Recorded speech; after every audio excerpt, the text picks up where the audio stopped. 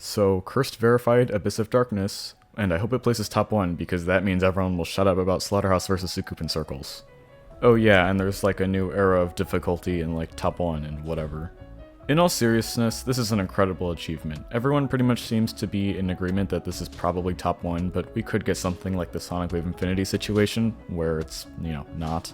Not only is this a new top 1, at least I think it's top 1, but it shows how this level has gone full circle from being Exen's hacked top 1 a few years ago to a legitimate completion. Yeah, April 3rd, 2022 was a pretty crazy day for GD because not only was AOD verified, but Shiketsu was verified the same day, and so both Zodiac and the Golden will be pushed out of the top 10 when these two levels are rated and placed. Oh yeah, and Quantum Dynamics was verified the same day, a few short hours later. I'm not sure where that level will place, but I thought I'd mention it. I don't think it's top 10, I think it's like top 30 or whatever, I digress. This also means that the number of upcoming top 1s has decreased drastically because many of them are not even close to AOD difficulty. Currently, I only know of 10 levels that I think have even a chance of, overtaking AOD in terms of difficulty in the future, unless one of the easier ones gets buffed or something. So now my take on the actual level. I can't speak too much on the gameplay, but I do like the idea of having challenge gameplay you would see on the challenge list or something in a 2-minute Extreme Demon. I'd say even though the gameplay is atrociously unfun and random from what I've heard, I still think it's rate-worthy because the deco is better than Soucoup in Circles and Slaughterhouse, which I will explain more about later, and because since when has any top 1 ever been about being fun or having fun gameplay except for like Eternal Night? Or, I don't know, like Artificial Ascent maybe? Also, it doesn't use a non-song, so that's great. In terms of decoration, I think most of the level looks pretty good, and I like the background art that's used throughout the level. I think it looks better than Soucoup in Circles and Slaughterhouse like I said earlier. Slaughterhouse looks extremely generic until around River's part, and then actually looks decent any point forward from that. And Soucoup in Circles' deco is inconsistent, and either looks just plain bad or is carried by a particle effect because most of the block design is pretty generic.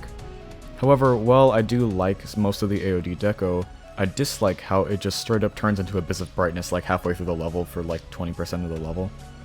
Also, the gameplay from the old version was modified a little bit from during the redeco, removing some of the move triggers and stuff, which I don't think was necessary considering that it kind of buffed the level a little bit. Overall, other than that one part, theming around death is much more prominent in the level than levels like Firework. It's really refreshing to see a top 1 that is still themed around death but not hell themed specifically. Or at least not limiting its color choice to just red and black. So overall, I'd say this is a pretty decent top 1 in terms of decoration and theming, and it's probably a big jump in gameplay from Slaughterhouse. I think this will end up placing top 1, although Space UK said it's like top 3 or something, so... but then again, Diamond said that Silent Clubstep was easier than Soucoup in Circles, so I don't know. Maybe it's a verifier bias thing. Considering its biggest rivals are Silent Clubstep and Eternal Night, the latter not even being close to verification while the former will still take a couple months at the least, I think that this will probably be top 1, or wherever it's placed, it will stay there for quite some time unless it is swapped with another level. Overall, I'm gonna give this level a 6.5 out of 10, because the deco is pretty good, but the gameplay just looks terrible. Like, the idea of having challenge gameplay is great, or it's at least unique, but it kind of just looks atrocious to play. The parts of deco aren't really anything to write home about either, but whatever.